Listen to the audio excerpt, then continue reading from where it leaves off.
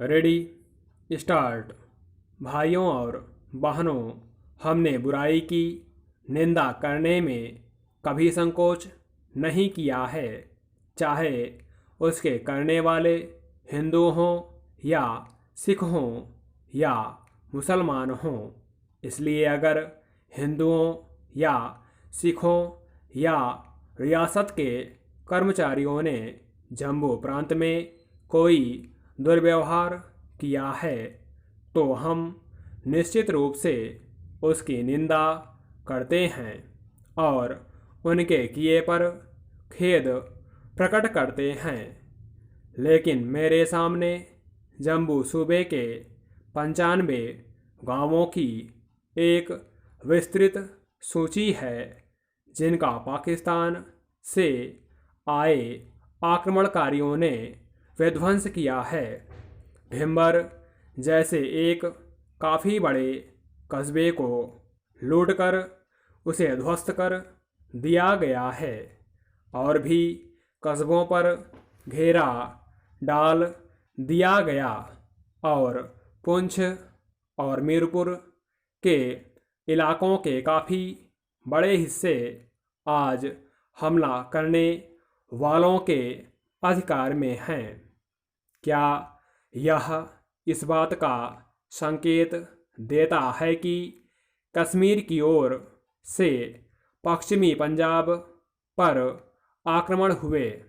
इससे क्या यह नहीं प्रकट होता कि पश्चिमी पंजाब से कश्मीर रियासत में बराबर संगठित हमले होते रहे हैं? इन हमला करने वालों के पास नए से नए ढंग के आधुनिक हथियार हैं। यह कहा गया है कि आग फेंकने वाले अस्त्रों का भी प्रयोग हुआ है और उनके पास एक बिगड़ा हुआ टैंक भी पाया गया है। इस समय के आसपास कश्मीर रियासत ने हमसे हथियारों की मांग की। हमने इस विषय में कोई जल्दी नहीं की। हालांकि हमारे रियासती और रक्षा मंत्रियों ने मंजूरी दे दी थी, तथापि वास्तव में कोई हथियार भेजे नहीं गए।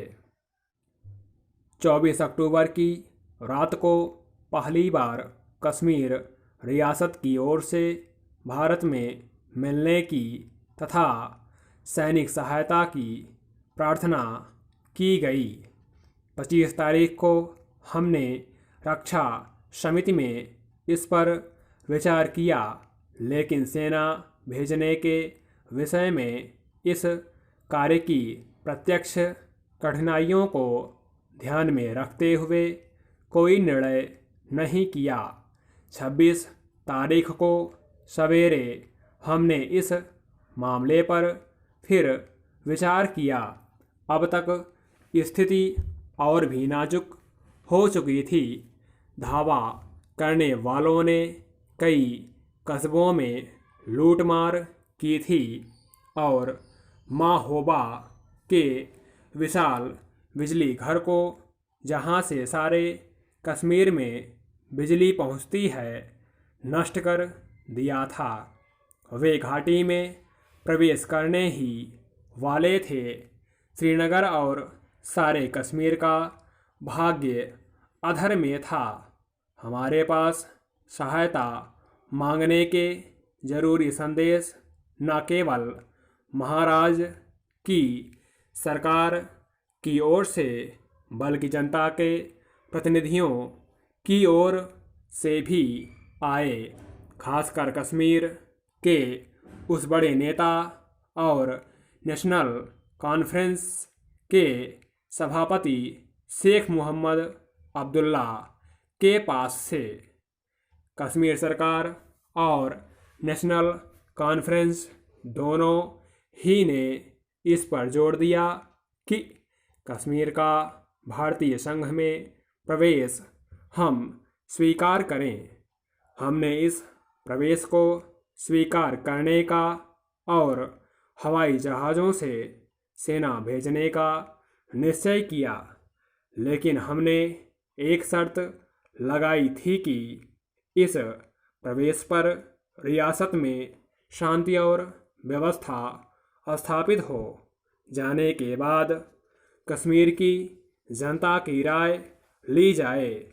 हमें इस बात की चिंता थी कि हम कोई अंतिम निर्णय ना कर लें। स्टॉप।